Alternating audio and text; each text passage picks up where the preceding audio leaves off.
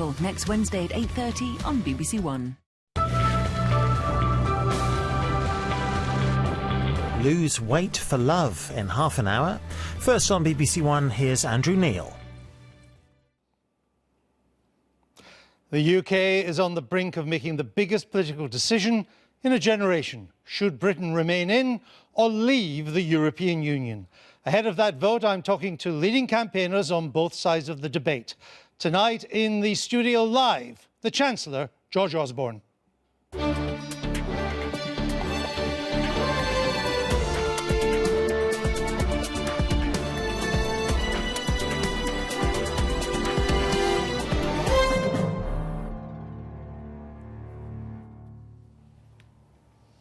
Good evening. On Monday, Hilary Benn made Labour's case for Britain to stay in the European Union.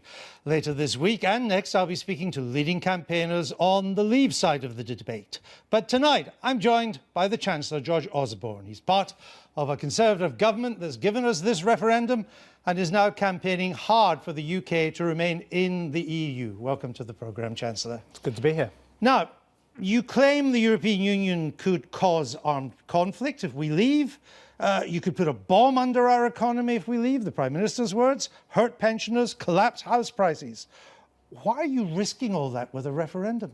Look, I don't think it's ever a risk in a democracy to ask the people. And all my lifetime, this issue of Britain's membership of the European Union has hung over our economy and our security, and I think it's right that the people decide. You know, I think Britain can be one of the great success stories of the 21st century. We've got the talent, the drive, the connections around the world. But if we vote to leave, then we lose control. We lose control of our economy, and if you lose control of your economy, you lose control of everything, and that's not a price worth paying. Before you called this referendum, did you ever think that the consequences of losing then would be, by your own standards, so bad? Well, I knew it was a big decision, as of course did the Prime Minister, but it was also a decision of the British people, Andrew. We put this in the manifesto upon which we were elected. And I think people should be under no illusions. I doubt there's going to be a bigger decision that we're going to be asked to take as citizens of this country, and all of us, you, me, people watching at home, we all have one vote, so let's use it. Now, despite everything you're saying about what would happen if we leave, only a few months ago, the Prime Minister assured us we'd be OK outside the European Union if we left. This is what he told the CBI. Today, I also want to debunk an argument that's sometimes put around by those who say, stay in Europe, come what may. Some people seem to say that really Britain couldn't survive, couldn't do OK outside the European Union. I don't think that is true. So, last November, we'd be OK if we left the European Union. Now it's plague and pestilence, Sodom and Gomorrah. What's changed? Well, OK is not good enough for Britain. Losing control of your economy is not good enough for Britain. I want Britain to be out there, shaping the world, not shaped by it. But you're not just saying now if we left we'd be OK. You're saying it would bomb our economy. You've said it would be an extraordinary piece of self-harm. And yet a few months ago we're told it would be OK. Well, what the Prime Minister is saying is that we could survive outside the EU. The question is, where do we thrive? OK. Yeah, but OK is not good enough for one of the great success stories, potentially, of the 21st century. You know, I don't want to be sitting here as the Chancellor who has helped, with the British people, pull us out of the mess we were in 6 or 7 years ago, climbed up those ladders on the snakes and ladder board, and find ourselves hitting the big snake that takes us down to the bottom. That's what's at stake. And, you know, it's not abstract. This is about people's jobs, their livelihoods, their ability to provide for their family. That is on the ballot paper on the 23rd of June. Well, let's look in more detail at some of your scarier predictions if we leave. You claim house prices would plummet. Now, why would they plummet when even the Treasury is only forecasting, and it may be wrong, a very shallow recession if we were to leave? Well, because the country is poorer, people in the country have lower incomes than they would otherwise have, and as a result, their ability to afford homes is reduced, so the value of homes is less. And, as we've heard from the Governor of the Bank of England, mortgage rates might be higher. So the ability to afford mortgages is also constrained. You know, it's interesting, we estimated in the Treasury, the Treasury economists, the house prices would be 10 to 18% lower than they would otherwise be. And do you know what? Fitch, the rating agency, respected around the world, they said actually it could be 25%. So there are various estimates out there, but I'll tell you what... That's the ratings agency, Chancellor, that said all the toxic death on the Royal Bank of Scotland's bank sheet should be rated AAA. Why would you listen to that? Because if you listen to everyone, whether it's all the economists out there, the big international organisations, the companies, large and small, the trade union movement, the leaderships of the Conservative Party, the Labour Party, the Greens, the Liberal Democrats, the Scottish Nationalists, the Ulster Unionists. You listen to everyone, and they're telling you that Britain will be poorer, the families in Britain will be poorer. And look, we can talk about any number of numbers. I'll tell you what they've all got in common. One big fat minus in front of each one of them. That's the consequence for the people watching this programme. But I'm puzzled that since the central forecast of the Treasury is for a shallow recession, now nobody wants a recession at all, but the central forecast is for a shallow recession, if we were to believe. So shallow it's actually within a Treasury margin of error. But the fall in house price is so high, I mean, curiously precise, 18%. You say, you don't really know that unless you're not just the Chancellor, you're Mystic Meg. Well, hold on, your 18% that you quoted, that's the Treasury's forecast if there is a severe shock, and that is not a shallow recession. Right? That is if the financial market turbulence, which we're likely to see in the hours and days after a vote to leave, is compounded by uncertainty over the next few years as we fail to find a suitable arrangement with our closest trading partners. And then this is the crucial point. Unlike actually the very deep recession we had 7 or 8 years ago, people would know, businesses would know, investors would know that the country is permanently poorer. So the value of the assets in the country, the houses, the pensions, the shares, they all fall to take accommodation for that. You mentioned mortgage payments. And again, on your scenario, you say they could rise by maybe over £1,000 on average. I saw one figure in your report, 1,200. But if the shock of the economy was as bad as you think, the Bank of England would move to ease credit. It would pump more money into the economy. Why would mortgage payments rise so much? Well, it's very important that people understand this. I mean, first of all, the Bank of England, not just Mark Carney, although he is, of course, completely independent and respected around the world, but all the members of the Monetary Policy Committee, and they're all independent of me and of the government, they say this. First of all, you can't take it for granted that the Bank of England would cut interest rates because they would be dealing with higher inflation as well. And so they would have a real challenge. Do you try and boost the economy or do you try and control inflation? And then second, you know, the actual mortgage price that you pay or someone watching this programme pays when they go into a building society or a bank, that is driven by the cost of credit out there in the economy. And that becomes more expensive when the economy is poorer and people are defaulting on their mortgage payments. But as expensive as over £1,000? You don't know that again. Well, you've chosen the worst possible figures to try to scare people. That is actually not the case. The Treasury forecasts for all of these things are not at the extreme end. And what we're saying is that mortgage rates could rise between 70 and about 130 basis points, about 1% on the cost of mortgages. But for the average mortgage, that's almost £1,000. You know, that means a lot to people out there working hard today, getting home, watching this programme. You know, that all gets wiped out. That's the real cost if we lose control of our economy. People know this. They've lived through this in recent history. Let's not go there again. You've been scaring pensioners too, haven't you? You've claimed that, the Remain campaign's claimed there could be £32,000 worth of pensioners. Here's the official tweet, designed to frighten the older folks. There we see it there with the purse. Let's just look at this. State pensions are protected by your own triple lock. Whether we're in or out of the EU, pensions in real terms wouldn't fall. Well, first of all, you keep saying you're attempting to scare the population. You've said it twice now.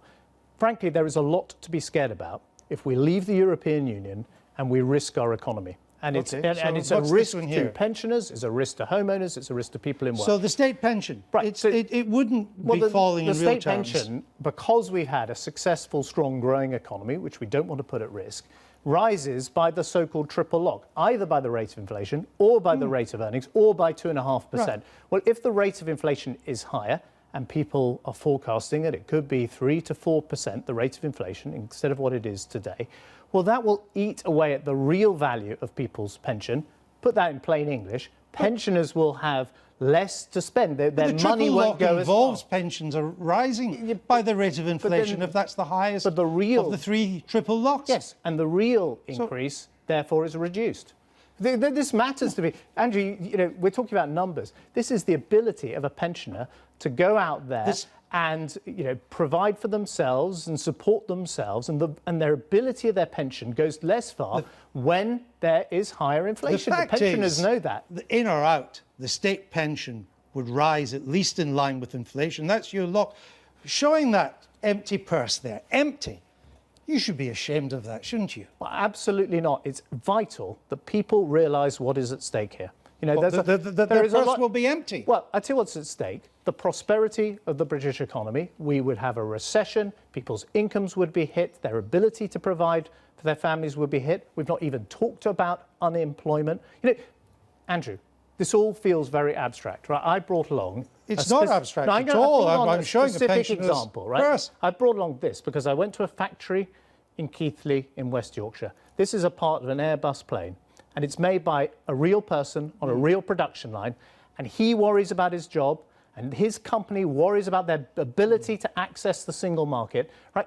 This is not abstract. We make the wings. We make the wings for Airbus, right? We don't know whether whether we're going to go on being able to sell this. Where would Airbus go to buy the wings, if not Britain? Well, there's no reason why. And by the way, in or out the EU. By the way, the chief executive of Airbus has themselves. The chief executive of Airbus has themselves said it would threaten their investment in the United Kingdom. And the point about this isn't an Airbus factory. This is a small manufacturing business in West Yorkshire. This is the reality of the single market. This is another scarce story. This is the reality of the single market. Airbus would come to Britain to buy its wings and its Rolls-Royce engines, whether we are in or out of the EU. That is not what the chief executive says. The chief executive says that investment in the UK... So where would they go? Well, they've got factories in Toulouse, they've got factories in Germany. They don't make wings. The whole point they don't make wings in Germany. Well, the whole point about Airbus is it's an integrated supply chain. We import things from Germany, we sell them to France.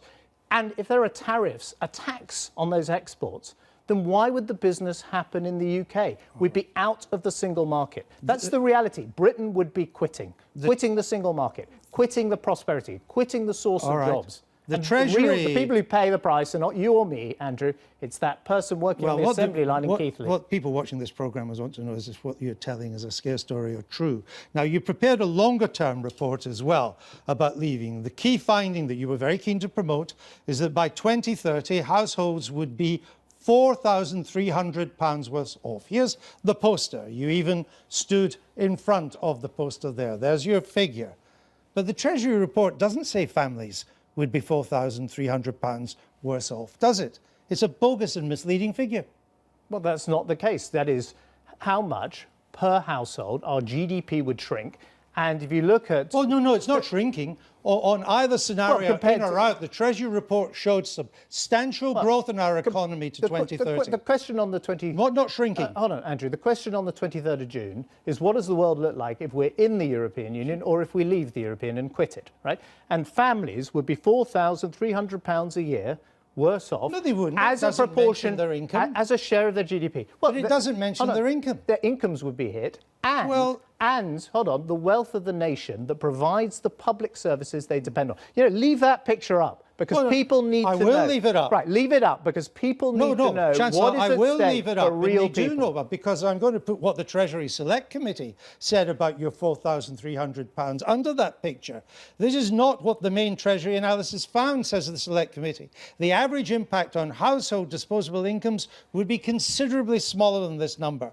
Neither government departments nor the Remain side should repeat this mistaken assertion. To persist with this claim would be to misrepresent the Treasury's own work. Why are you misrepresenting your own department? Well, if you actually read the full paragraph in that report, it says the Treasury accurately presented the numbers and that it's perfectly legitimate to talk about the impact on households as a proportion of GDP. But it's told you not to repeat this figure. No, it says don't repeat it. It would be to misrepresent your own department's I'm sorry, you're work. selectively quoting from that report. Not at all. That's what the Treasury Committee says. Well, you're selectively quoting from that report. It thinks your £4,300 figure is bogus. Andrew, you're selectively quoting from that report. The report said, and I read it, of course, that first of all, the Treasury had accurately presented those figures. Second, it's absolutely right that people in this country understand it's not just their incomes, but the value of the public services they receive. All right. And, by the way, this is exactly the sort of number we've had from a whole host of international organisations. And just this week, you've had no other organisation uses that figure. well, they do, the OECD. No, it hasn't. It hasn't used 4,300. Well, I'm sorry, the OECD uses GDP per household and comes out with a very similar number to that. No, very similar. Let me move on to immigration. Andrew, listen, can I say with all these things, it's like running a marathon. You don't know exactly how many minutes it's going to take, but if you shoot yourself in the foot, it's going to take a heck of a lot longer. Right. Treasury forecast does reveal one thing, though, doesn't it? It reveals that your promise, your government's promise to reduce net migration to 100,000 a year, it's over, isn't it? You're not even trying to do that now. Well, I think it is achievable. It's an ambition we set out in the manifesto. Well, except that your forecasts for the 4,300 and everything else by 2030, they assume net migration of another 3 million over the next 14 years. That's an average of 214,000 a year, twice the promise you made way back in 2010 and repeated in your 2015 manifesto. Well, first of all, what those numbers show, what the Office for National Statistics show, and of course independent of government, not taking into account, by the way, the most recent controls we've had on non-EU migration or the welfare restrictions, which we have no doubt come on and talk about. But what it shows is net migration falling from 320-odd thousand this year to 180-odd thousand over 5 years. Now, and that stays there for the whole of the next decade. I think the crucial thing to managing migration is, first of all, not to lose control of your economy, but to, A, make sure you're restricting non-EU migration, which is over half of the migration we get. Second, as you're doing this, to make sure you don't have the abuse of the free movement of people. And we've got that. But crucially, this third point, Andrew, can I make this third point? You know, what you've got to make sure is that we have a growing British economy and a growing European economy. And the good news is that the European economy is growing now. We've had an exceptional 2 or 3 years where Britain's been doing well and Europe has not been doing as well. But actually, look at the most recent GDP data. I know all that. I'm more concerned about better. your promise. You promised in 2010 to cut net migration to 100,000 by 2030. 20 years later, you're still assuming it will be twice that amount. It'll still, a number of people, the size of the population of Newcastle will be coming in. It's a broken promise. It's over. No, it's an ambition we intend to meet. It's an ambition now. Yeah, but that's what it was in our manifesto. manifesto. No, it wasn't. It was a promise. No ifs, no buts, the Prime Minister said. Andrew, in the manifesto that the country voted on last year, we set it out as an ambition. I believe it's an ambition we will achieve if we manage migration by, A, dealing with the non-European migration, B, dealing with the abuse of free movement and people coming here and taking out before they put in. Well, let's come on and to C, that. as both economies grow, the European economy and the British economy, you don't have this exceptional situation you've had for the last couple of years where you've had very weak economies on the continent of Europe. Thankfully, they're now growing. That's, by the way, a good thing for Britain because we export to these economies and they're crucial to our economic future. You still expect almost 200,000 to come in by 2030. But there was a time when David Cameron said he'd get a grip on immigration by ending free movement from the EU. This is what he told the Tory conference in 2014. It will be at the very heart of my renegotiation strategy for Europe. Britain, I know you want this sorted. So I will go to Brussels, I will not take no for an answer, and when it comes to free movement, I will get what Britain needs. I will not take no for an answer. And in a sense, he didn't, because in the end, he didn't even ask for any serious limits on free movement. He bottled it. The Prime Minister got a good deal for Britain, an excellent deal. He By the way, no previous Prime Minister has got, which is that you cannot come to this country and get out before you put in. That is a key change that addresses, actually, I think, the big public concern that people have about free movement of people. He didn't get any fundamental change to free movement, did he? Can we agree that? Well, yes, he did, actually, a fundamental change, which is you can't just come here and claim welfare. Well, you say that because he got nothing on free movement of substance. His fallback then was to say that EU citizens couldn't just come here looking for work. They had to have a job. That's what he promised. Yeah. And he bottled that too, because that's not the case. Well, I'm afraid it is the case. That you can come here without a job. You have to look for a job. If you don't have a job within 6 months, by the way, you don't get any unemployment benefit or housing benefit or the like. Come on. And then you do get unemployment benefit. You get it after 3 months. You don't get it when you arrive. You get it after 3 months. And then if you don't have a job after 6 months, you have to go. But you do get it for part of the time. You used to get it when you arrived. And it could be extended.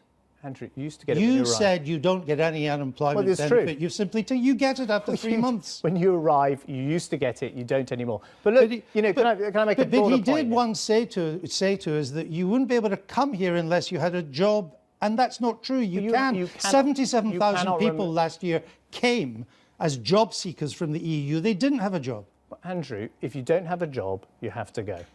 Well, you say that because the next fallback was if EU job seekers couldn't find a job, they'd have to leave. This is what he said on ITV last night. He said, one of my key demands, which I got, was if you come here, you don't get unemployment benefit. We know that's not actually true. And if you haven't got a job after 6 months, you have to leave.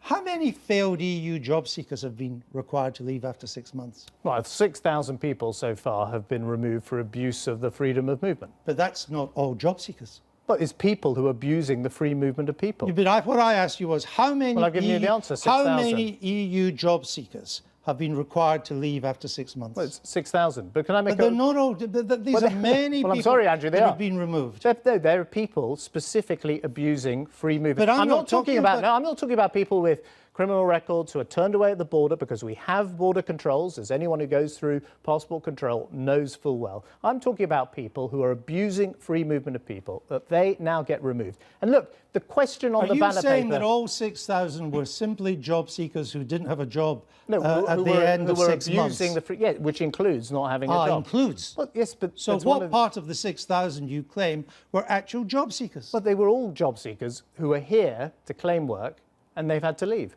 But look, Andrew, can I make a bigger point here? Because this is quite a big point because you promised it. I will make a bigger point still, which is, first of all, what's this referendum about? Whether we're in the EU or not. I do not believe that there is some fantasy world out there that if we leave the EU, we can somehow have greater control and management of our immigration.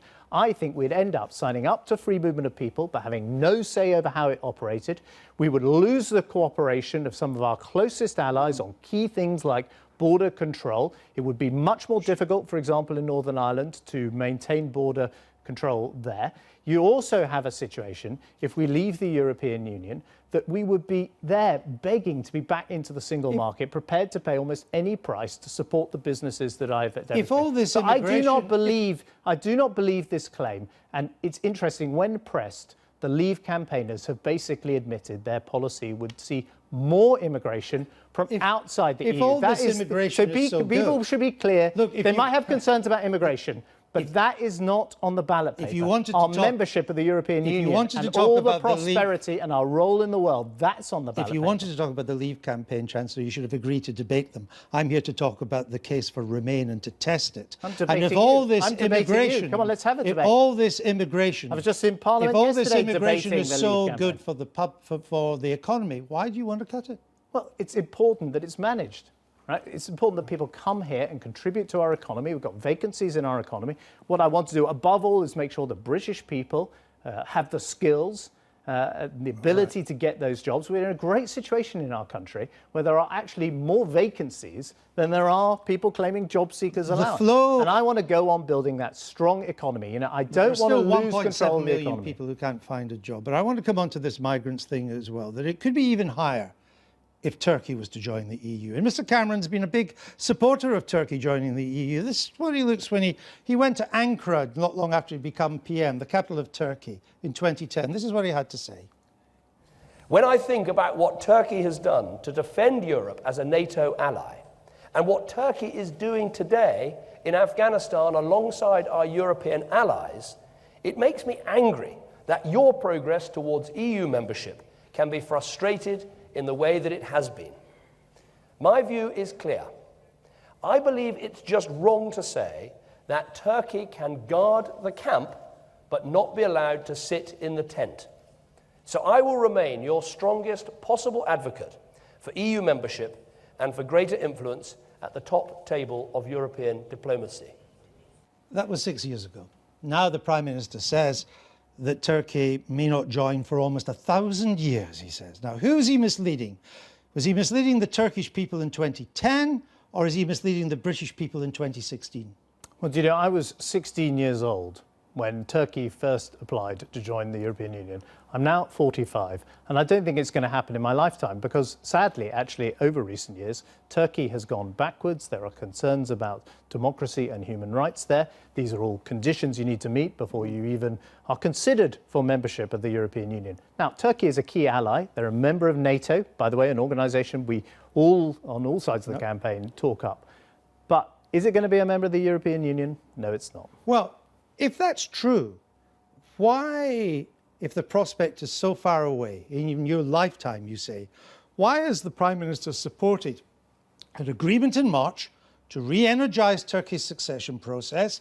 And indeed, we have committed £1 billion of taxpayers' money to speed the Turkish process up. Why would you do that if you don't believe it? Well, because everyone can see from their television screens that Turkey is vital to our security as a continent. Look at it, borders on Syria. It's absolutely key member of NATO. So you are speeding up the accession process. No. We want it, of course, to reform. We want its economy to improve, but it is not going to be a member of the European Union. And can I make Is it still the British? There are a lot of referendums for a long time. This referendum could be for longer than your life. Is it the case? Is it still British government policy that Turkey should become a member of the EU? It is not. The British government policy is it should not join the European Union today. Right? Today, and it's a million miles away from joining. It's a million miles away. So what happened to the Prime Minister being the strongest possible advocate of joining? Unfortunately, Turkey has taken backward steps. But look, I make a broader point. There are a lot of scare stories. You asked about scare stories. A lot of scare stories about that. Disgusting things said about bodies of migrants being washed up on the floors, on the shores of Kent, or about women being raped by migrants. You know, let's be clear. This is a battle for the soul of our country. I do not want Nigel Farage's vision of Britain. It is mean. It is divisive. It is not who we are as a country. Britain is a great country that is open and inclusive. And it is a country that shapes the world, not is shaped by the world. That is what we're fighting for. I understand we're fighting for the soul of this country. But we're also fighting for truth. Sadly, Nigel Farage and his vision of Britain has taken over the Leave campaign. And we are fighting against that. I want the mainstream of the majority of this country to stand up and say we do not want Nigel Farage's vision of country. I've got one more question for you. A lot of people will think you've exaggerated the claims about the economic impact of Brexit. You promised the British people restrictions on immigration. You haven't delivered, that's clear. The Prime Minister's told Turkey he wants it to become an EU member. He's passionate for the case. Then he told the British people the opposite. Why exactly should the British people trust you when you say vote to remain? Because it's very simple. If we vote to remain, then Britain will be stronger, better off, safer as a country. But if we leave, then we will lose control of our economy. That means losing control of everything. You know, I'm a father of 2 children, and I don't want to look around to them in 20 years' time and say, you know, Britain used to be a great success, used to be connected to the world, but we took a decision and we retreated from this world. That used to be us. I don't want to say that to my children. I want Britain to be the great success story of the 21st century. Chancellor, thank you. Thank you. Now, that's all for tonight, but I'll be back on Friday for the 3rd of our live interviews when my guest will be UKIP leader Nigel Farage. That's at 7:30 again here on BBC One. And then the following Friday, June the 17th, Leave campaigner and former Tory Cabinet Minister Ian Duncan-Smith will be here. That's at the later time of 8:30. I hope you can join me for both. Until then, bye-bye.